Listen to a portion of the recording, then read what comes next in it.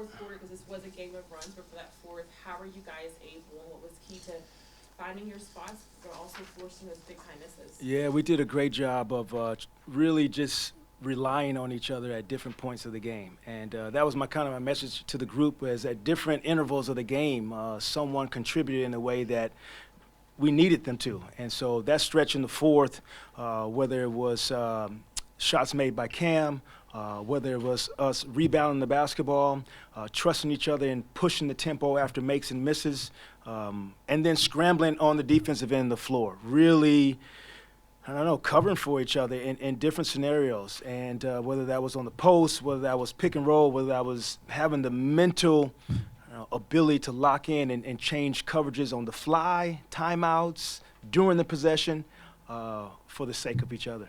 The other night you talked about Cam Thomas and just his growth and his decision making. What impressed you about the way he was able to do so much tonight? Yeah, it's I love this game. It teaches you so many valuable lessons. And I looked down at the box score at one point. He was 3 for 10, and still going to believe in what he can do and how he can impact the game. The 2 times I brought him over to talk to me, it was about a defensive rotation. And so he continues to learn and accept the coaching and want to do well for his teammates. And for him to get up and make those 2 free throws at the end speaks a lot. Obviously, it was a pretty emotional night for McHale and Yeah. Cam Johnson. It seemed like they handled it well. How did you think they handled it? I thought they were exceptional. And this could be a tough game to play. Because of the emotions, you got to think yesterday they probably saw friends and family and people who love them, but you have to do your job. And they both were really locked in, and they didn't press. And no time during the game did I feel like they were pressing. They were making the right plays. And when your intent is good, usually good things happen.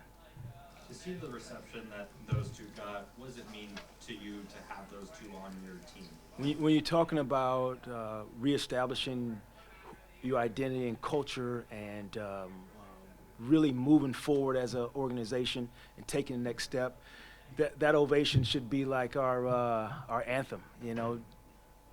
I couldn't believe listening to it, the amount of people who were cheering for them. And the reception, they should really embrace it. They left a mark here that seems pretty high level. Understanding that it's always going to take players a while to come together, no matter how good they are and how high their basketball IQs are.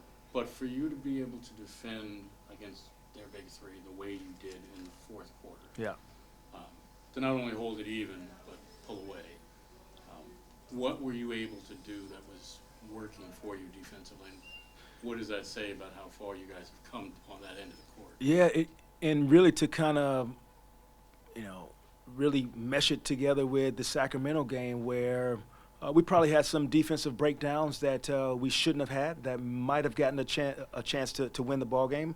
I'm going back to Sacramento, that's coach stuff, where it was a 6-point game with 6 minutes to go in that game in Sacramento. And tonight we're in a position where we can hold a lead, get stops, and we really just locked into the game plan. And that was my message to our guys in the huddle. They're going to make shots throughout the course of the night. We're going to make it difficult for them. And the word I'd used before the game to the group was being disruptive. And that was our intent tonight. And when we are disruptive, Brian, and bring a sense of physicality with the way we can, and that's scrambling around, that's getting loose balls, that's crashing offensive glass, that's physicality for us. And you saw that a lot tonight. When Phoenix made their run, they cut it to 2. Yeah. Did you guys kind of lean on that close game experience you guys have had all year where maybe not panic, but just realize you've been in this moment before and it kind of made it easier to kind of finish the game and not let that totally slip away? Yeah, you see that I'm putting in the hands of our guys, even the side out of bounds, I didn't call a timeout, and that worked out for us. It was a close call, but ended up working out for us. But putting our guys in a position that you keep your nerve. And this is the opportunity you want to step into and lean into that thing, step right on into it, and get it accomplished. And I think our guys are growing in our confidence within each other, knowing where they're going to be on the floor and what each other can do. And I talked about that also, is just using each other's skills for the group, and they're learning how to do that. So I guess even though, like, again, even though you guys have been in a lot of close games, this is kind of just another example of, hey, you've been here before, don't panic, right? Yeah, I didn't never going to use the word panic on those dudes. I think this is what they want to do. I told them embrace this moment, even the start of the fourth. Embrace this thing. We're in the game, and we can win this game. Jacque, Spencer, again, another night where he was struggling a little bit early on, and then it seems like final 5 minutes, steps up, gives you 2 or 3 huge baskets. Just, again, what has he meant to this team to be able to have a guy like that down the stretch? Yeah, his timing has become, instrumental for us, and seeing how the flow of the game is going, seeing what coverages are being forced on Cam and Mikal, and then being able to capitalize on that. So we put him in pick and roll at the end of the game. He's able to get downhill, able to make a three for us, and it's just his intellect of knowing when and where that timing is needed, and he's been great at using that timing. 41 threes. Yeah, there you go. I think 17 corner threes. I was counting them things, Brian, over there.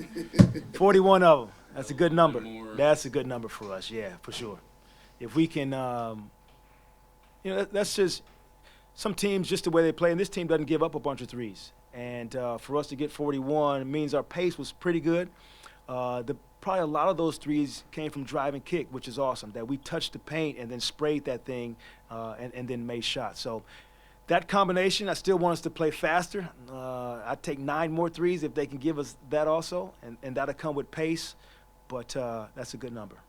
Jacque, you mentioned the word timing, and I felt like every guy on the team had a moment. Yes. There was like a big-time play. Agreed. To find that balance, how can you use that more, especially on this road trip, and then as a coach, just like how does that just impress you about the growth of this group and kind of the fight that they have? Yeah, Megan, that was the first thing I said to our guys in the locker room, and it just reinforces the team concept.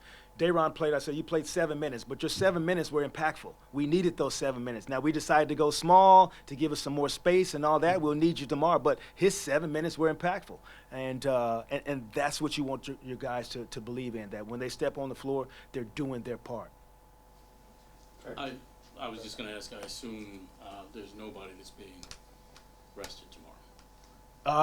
That's not the intention. We'll be ready to rock and roll. We'll get a post-game assessment for our group, but the all intent is we're trying to get one tomorrow too. Coach, how did it feel just to play against Katie and Yuta for that night as well?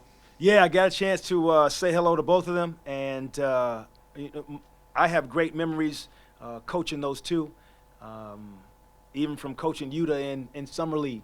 And so to see him blossom, still be in the league, have an impact on the team, and then you get a chance to coach, one of the greatest scorers to ever play the game.